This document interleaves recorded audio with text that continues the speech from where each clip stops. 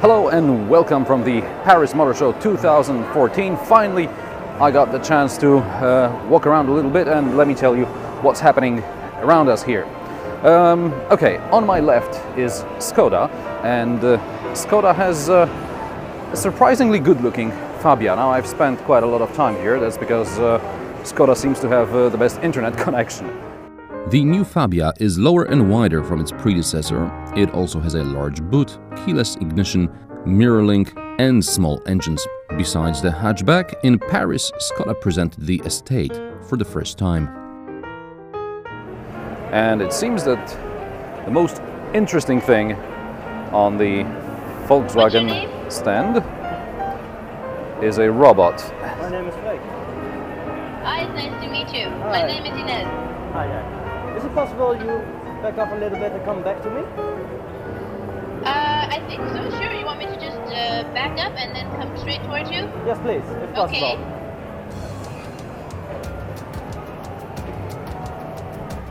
There are a lot of electric cars on the Volkswagen stand. There is the Golf GTE, there is a Passat GTE, both plug-in hybrids.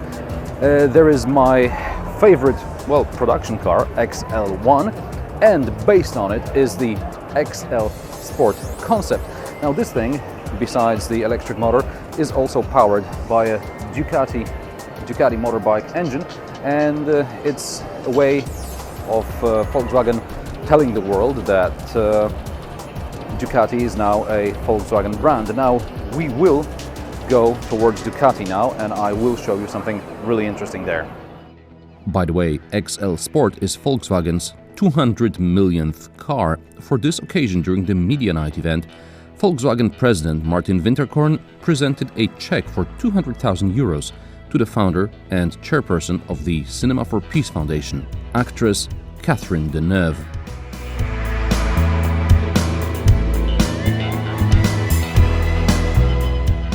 On the Toyota stand, surprisingly enough, a lot of hybrids. Yaris hybrid, not a brilliant car, this is a facelifted version. Oh, this is going to be interesting, the FCV. Basically, it's a, well, fuel cell vehicle, and there is a lot of interesting technology involved, and it even looks interesting. Toyota FCV is a four-door, four-seater powered by energy from a hydrogen fuel cell. Refueling takes just 3 minutes, and the 2 hydrogen tanks are located under the floor. In the past, hydrogen cars had tanks which occupied most of the boot space. The car will appear on European and US markets in the middle of 2015. Another thing on the Toyota stand that's worth mentioning is the CHR concept, which, well, is supposed to be a small crossover concept, and it's a shame it's not going to look like that, because it would be interesting, wouldn't it? Toyota's CHR concept may be confused with Honda's CR-V due to naming. Well, never mind that. It is smaller than the RAV4, which puts it on par with Volkswagen Tiguan. This is, well, personal mobility device, I would say. It's like a crossbreed between a Piaggio MP3 and Renault Twizy. The iRoad is a city mobility device. A month earlier, a car-sharing project involving the iRoad was launched in Grenoble. This vehicle is powered by electricity, and I love the way it looks.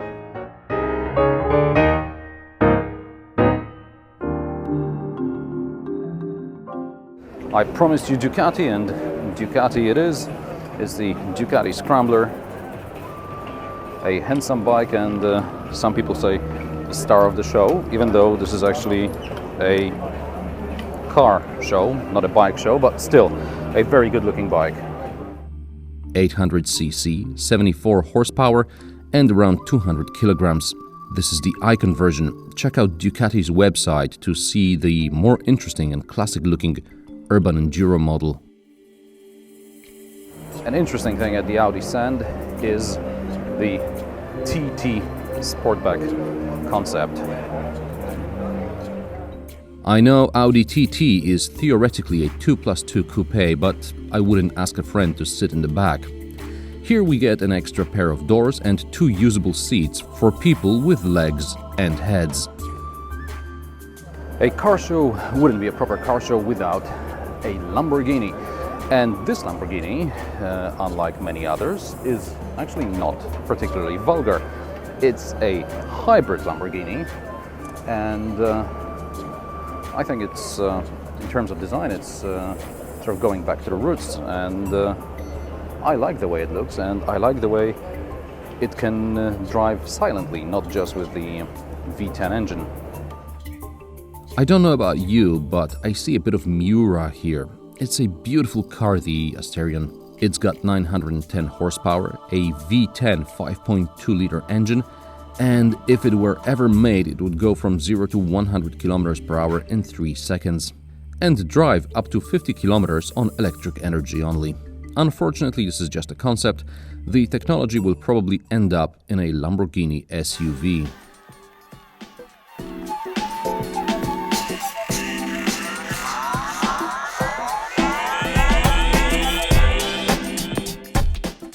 Hey, remember the Honda Civic R-Type? Well, it's still a concept. Meanwhile, Honda is presenting the facelifted Civic, which is facelifted basically. The 2-liter turbocharged engine produces around 280 horsepower and spins to 7,000 RPM, says Honda.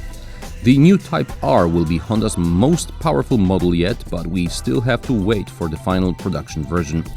Honda keeps improving the Type R to make it the fastest front-wheel drive car around the Nürburgring.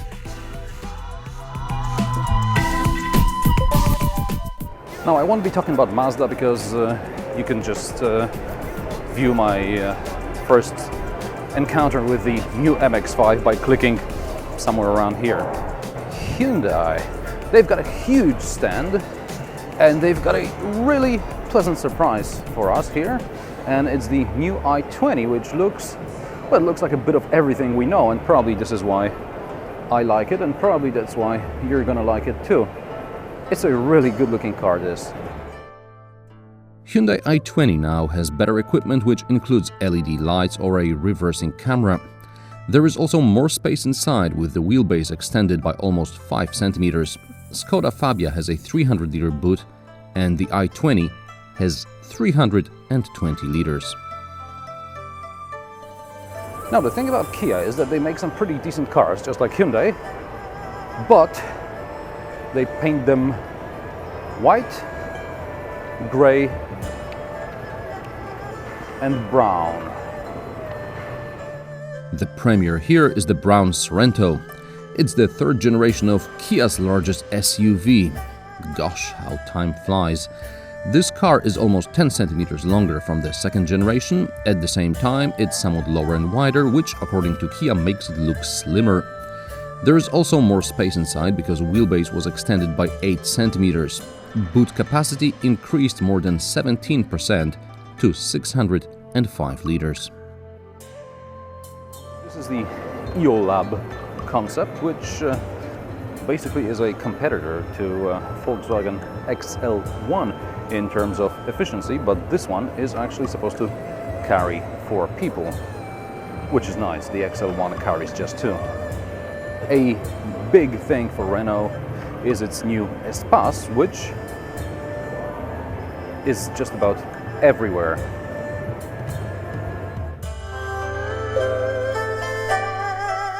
Espace is no longer a minivan, but something on the lines of a crossover, says Renault.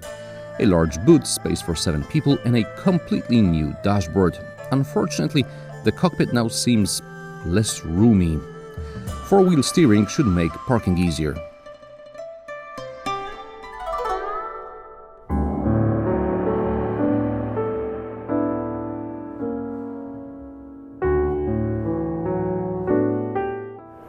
Now, I've got mixed feelings about the Citroen Cactus, but I do like their Airflow 2L concept, which, well, is a hybrid that uses compressed air instead of electric energy.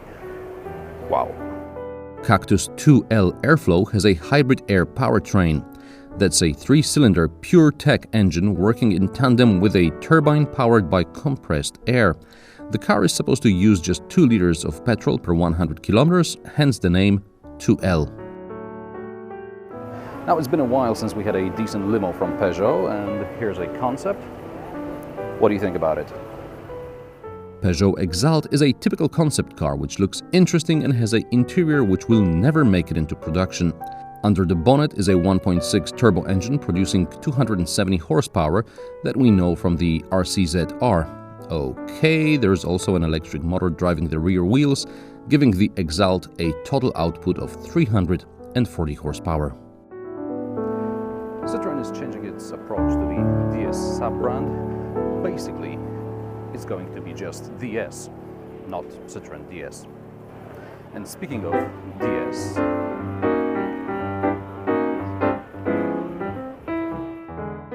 DS Divine concept shows the direction that the new brand will take. Perhaps regular Citroen parts will finally disappear from the interior.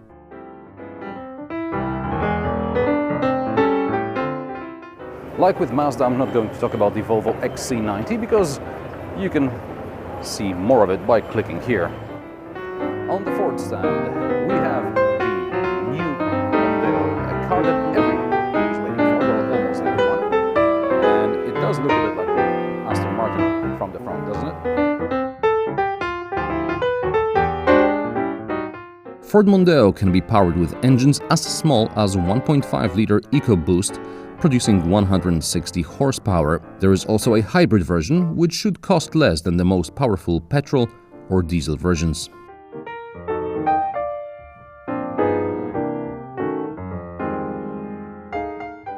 The Fiat stand is full of 500s, some more 500s,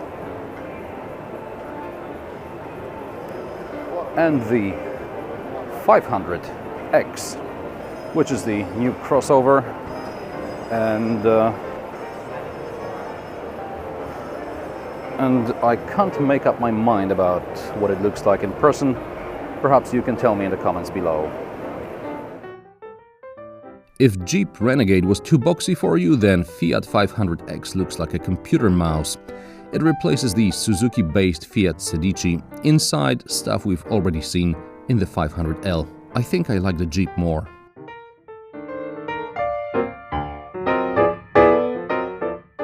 So for many years when we thought about Suzuki, we thought about the Vitara or Grand Vitara, and it was a car that's been neglected over, well, a good few years. And here finally we got the new version. The new Vitara has all-grip all-wheel drive system, which means it is now a soft roller. Inside, there is not much of a revolution compared to what we've already seen in the SX4 S-Cross. Vitara will be manufactured in a Suzuki plant in Hungary starting early 2015. We'll get some customization options, but just two engines, a diesel and a petrol, both 1.6.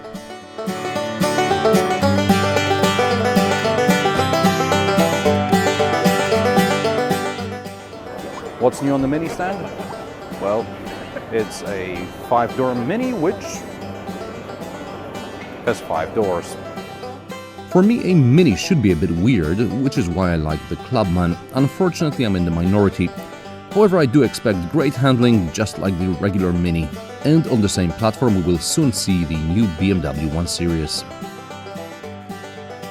But the interesting business is this Leggera or Superleggera Mini concept, which is basically a gorgeous looking car, so I'll just let you look at it. Superleggera Vision concept is a great example of a concept car in which the designers can pay attention to details, like Union Jack design on the rear lamps. The car is like a miniature Jaguar. I guess nobody would mind if the next Mini Roadster looked like this.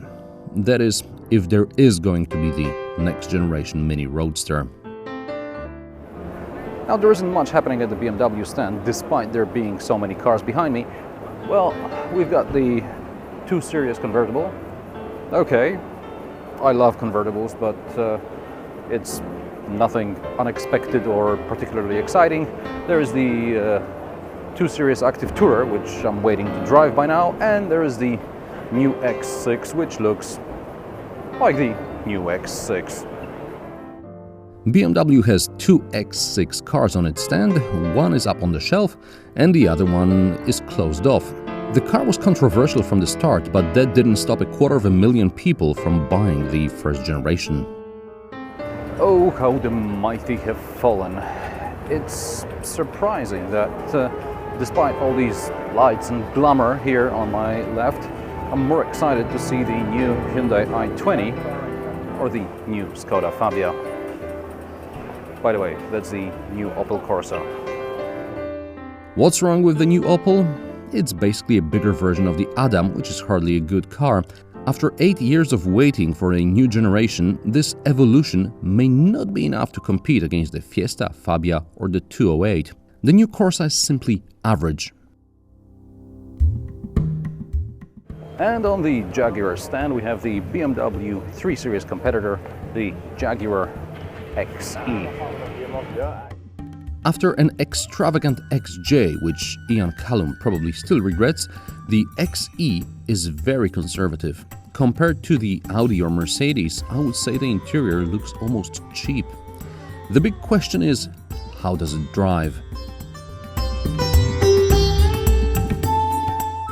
Remember the Land Rover Freelander?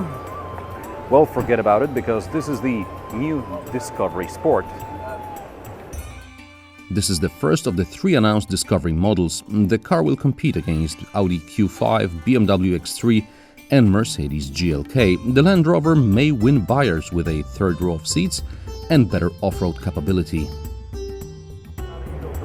Looking for something outlandish? Check out the Infiniti. The Q80 Inspiration concept is what Infiniti thinks a Mercedes S-Class rival could look like. A hybrid powertrain producing 550 horsepower and using just 5.5 liters of petrol per 100 kilometers, autonomous driving. By the way, did you notice this is the third concept here with rear doors opening in the other direction? Do car designers meet for drinks after work or something? Okay, among this sea of Mercs that I'm absolutely not interested in, there is one that just strikes me and I want to see it and touch it. And here I come. Of course, I'm talking about the Mercedes AMG GT. This is supposed to be a Porsche 911 rival. Under this long bonnet there is a 4-liter bi-turbo V8 producing 456 horsepower in the normal version or 503 horsepower in the S-Spec. It accelerates from standstill to 100 km per hour in less than 4 seconds. And I don't mind the vulgar interior. It's a car you buy with emotions.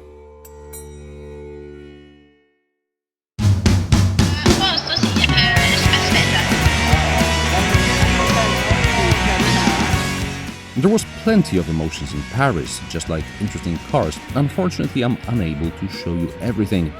I'm interested in your opinions about the Paris premieres. Let me know what you think in the comments below. Rate and share the video. Thanks for watching, and I'll see you next time.